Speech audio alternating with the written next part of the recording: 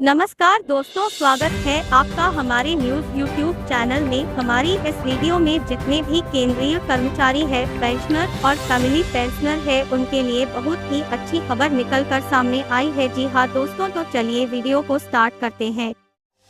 50 साल की उम्र में भी मिल सकती है पेंशन, जानिए क्या कहते हैं नियम।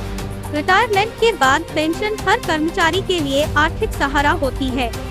आमतौर पर यह 58 साल की उम्र से शुरू होती है, लेकिन क्या आप जानते हैं कि 50 साल की उम्र में भी पेंशन ली जा सकती है। हालांकि जल्दी पेंशन लेने पर कुछ जरूरी नियम और कटौती लागू होती है। रिटायरमेंट के बाद पेंशन हर कर्मचारी के लिए बड़ी सहारा बनती है। आमतौर पर ईपीएफओ की पेंशन 58 साल की उम्र से शुरू होती है, लेकिन बहुत कम लोग जानते हैं कि इसे 50 साल की उम्र से भी लिया जा सकता है। हालांकि इसके लिए कुछ शर्तें और कटौती के नियम लागू होते हैं। आइए आसान भाषा में समझते हैं पूरी व्यवस्था। 58 साल में शुरू होती है नियमित pension. Employees provident fund organisation के तहत मिलने वाली पेंशन 58 साल की उम्र से शुरू होती है। यह राशि कर्मचारी के पीएफ और ईपीएस में किए गए योगदान के आधार पर तय होती है। यदि कोई सदस्य चाहे तो पेंशन 60 साल तक टाल सकता है। ऐसा करने पर हर साल 4% की बढ़ोतरी मिलती है, यानी देर से पेंशन शुरू करने पर राशि अधिक मिलती है, जो लंबी अवधि में फायदेमंद हो सकती है। पेंशन स्कीम में कर्मचारियों को झटका, 15 लाख में से 11 लाख आवेदन खारिज। की हाई पेंशन स्कीम के तहत अब तक मिले 15.24 लाख आवेदनों में से 11 लाख से ज्यादा खारिज कर दिए गए हैं। सुप्रीम कोर्ट के फैसले के बाद शुरू हुई इस प्रक्रिया में पात्र वही कर्मचारी है जिन्होंने 1 सितंबर 2014 से पहले ईपीएफ ज्वाइन किया और ईपीएस में पूरी सैलरी के आधार पर योगदान चुना। सरकार ने रिजेक्शन की वजह नहीं बताई है। केंद्र सरकार ने संसद में बताया है कि की हाई पेंशन स्कीम के तहत जमा हुए लाखों आवेदनों में से बड़ी संख्या को खारिज कर दिया गया है। कर्मचारी भविष्य निधि संगठन की इस बहुचर्चित योजना पर लोगों की उम्मीदें टिकी थी, लेकिन ताजा आंकड़े इन पर पानी फेरते नजर आ रहे हैं। केंद्रीय श्रम राज्य मंत्री शोभा करंदलाजे ने राज्यसभा में बताया कि को अब तक 15.24 लाख आवेदन मिले हैं। इनमें से 98.5% आवेदनों की प्रक्रिया पूरी हो चुकी है। लेकिन सबसे हैरान करने वाली बात यह है कि इनमें से 11 लाख से ज्यादा आवेदन रद्द कर दिए गए हैं। सिर्फ 4 लाख फॉर्म ही पास हो सके हैं, जबकि करीब 21,995 आवेदन अभी प्रोसेस में है।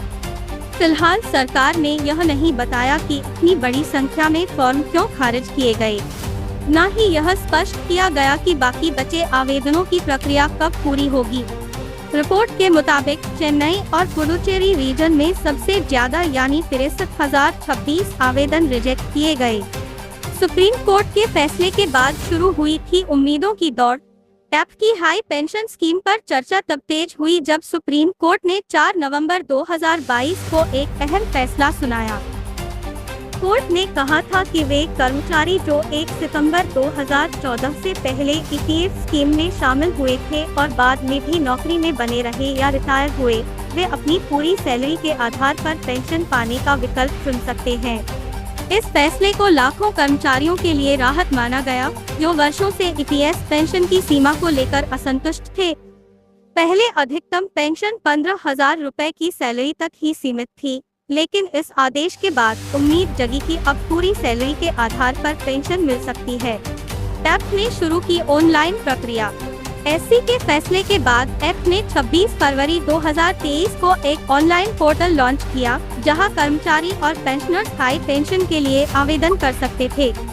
शुरुआत में आवेदन की आखिरी तारीख 3 मई रखी गई थी, जिसे बढ़ाकर 26 जून 2023 किया गया।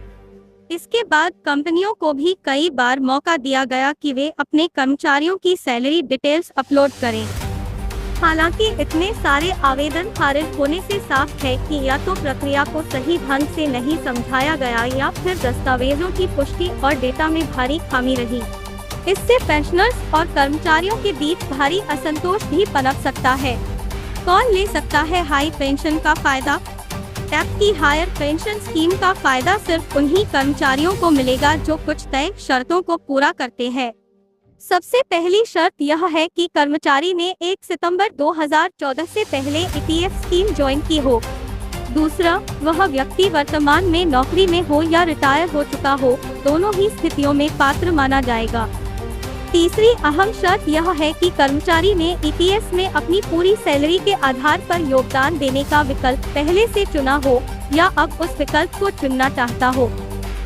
यानी जिसने ईपीएफ में सिर्फ तय सीमा 15,000 रुपया के अनुसार नहीं बल्कि अपनी पूरी सैलरी के हिसाब से योगदान दिया है या देने की इच्छा जताई है, वही इस योजना के लिए योग्य है। इस स्कीम के तहत पेंशन की गणना कर्मचारी की कुल सेवा अवधि और योगदान की रकम के आधार पर होती है। नियमों के मुताबिक पात्र कर्मचारी को सामान्य ईपीएफ पेंशन से कहीं ज्यादा रकम मिल सकती है। ईपीएफ 95 स्कीम क्या है? ईपीएफ 95 यानी एम्प्लॉयज पेंशन स्कीम 1995 एक्ट की वह योजना है जिसके तहत संगठित क्षेत्र के कर्मचारियों को रिटायरमेंट के बाद पेंशन मिलती है। हालांकि इसकी एक सीमा तय थी, यदि किसी कर्मचारी की सैलरी 15,000 रुपए से अधिक भी हो तब भी पेंशन इसी सीमा के आधार पर तय होती थी। इसी को लेकर वर्षों से विवाद चल रहा था और कर्मचारियों की मांग थी कि उन्हें उनकी वास्तविक सैलरी पर आधारित पेंशन मिले। सुप्रीम कोर्ट ने इस दिशा में मार्गदर्शन दिया और एक्ट ने उसके बाद आवेदन प्रक्रिया शुरू की। ये है हमारी लेटेस्ट अपडेट। आई होप आपको हमारी ये वीडियो अच्छी लगी हो। वीडियो अच्छी लगी हो तो वीडियो को लाइक, शेयर और सब्सक्राइब करना ना भूले। जय हिंद, जय जवान, जय किसान।